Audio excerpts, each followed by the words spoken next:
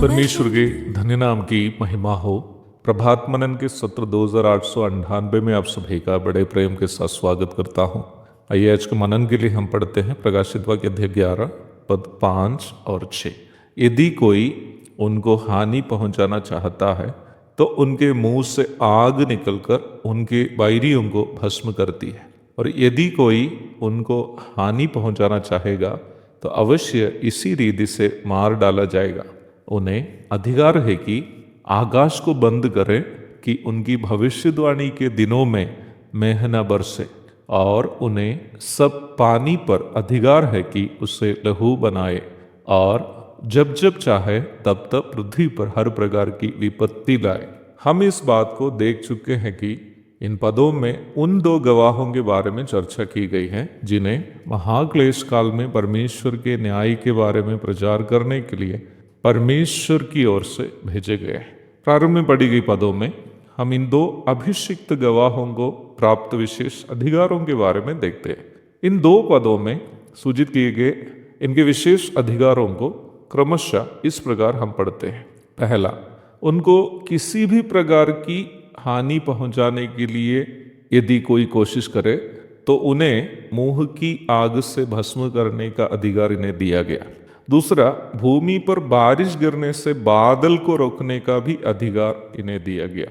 पानी को लहू में तब्दील करने का अधिकार दिया गया है, जो तीसरा है। चौथा है, जब जब चाहे तब तक पृथ्वी पर हर प्रकार की विपत्ति लाने का भी इन दोनों में अधिकार है। इन दोनों गवाहों को दिए गए इन अधिकारों को जब देखते हैं, इन बातें हमें स्पष्ट सूचना देती है कि महाक्लेश काल कलीसिया युग का भाग नहीं है, बल्कि परमेश्वर का प्रकोप का समय है। कलीसिया युग अनुग्रह और दया का समय है। प्रेरितों के पास विशेष क्षमता थी अद्भुत कार्यों को करने का, चमत्कार कार्यों को करने का, चिन्ह दिखाने का, परंतु वे उससे केवल दूसरों की भलाई के लिए इस्तेमाल किया। बीमारों को चंगा करने, दुष्ट आत्माओं को निकालने, मरे हुओं को जिलाने आदि के लिए।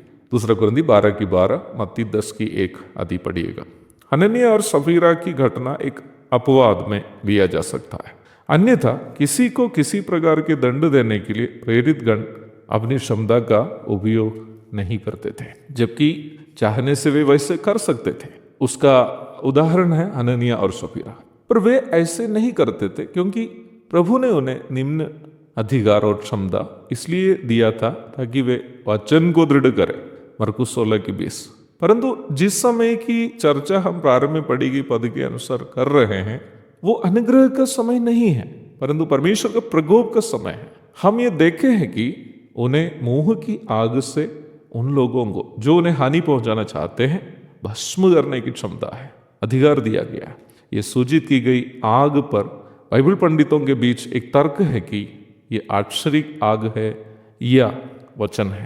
बाइबल में आग को एक ही समय परमेश्वर के दंड के रूप में भी और वचन के रूप में भी सूचित किए हुए हैं। नबी एलिया के कहने पर स्वर्ग से उतरी गई आग सामरिया के राजा के द्वारा भेजे गए 50 लोगों की सेना को भस्म करते हुए हम दूसरे राजा 1:10 में पढ़ते हैं। यहाँ उतरी गई आग आश्चर्य आग थी। उसी समय नबी एलीशा के कहने पर, अर्थात उनके मुंह से निकले गए वचन के कारण 20 लड़के जो एलीशा को है चंदुए अथवा है टकला कर कहकर मजाक उड़ाए, 2 रचनियों के द्वारा मारा जाने की घटना यही पुस्तक के दूसरे अध्याय की 23-24 में हम पढ़ते भी है। इन दोनों जगहों में नबियों के कहने पर कहीं आश्चर्य रूप में आग उतरती है और कहीं दूसरे प्रकार दंड देते हुए हम देखते हैं।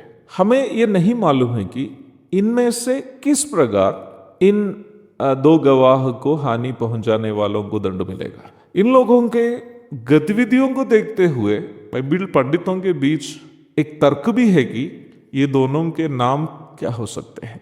क्या ये पुराने नियम के कोई नबियों का पुनः आगमन है या नया नियम के समय कुछ नए लोग आ रहे हैं? इस पर तर्क है। प्रभु की इच्छा हुई हमारे अगले सत्र में हम विचार करेंगे इन दो गवाहों के नाम क्या हो सकते हैं। आज के लिए विदा हो जाता हूं। प्रभु आप सबको आशीष दे। आमीन।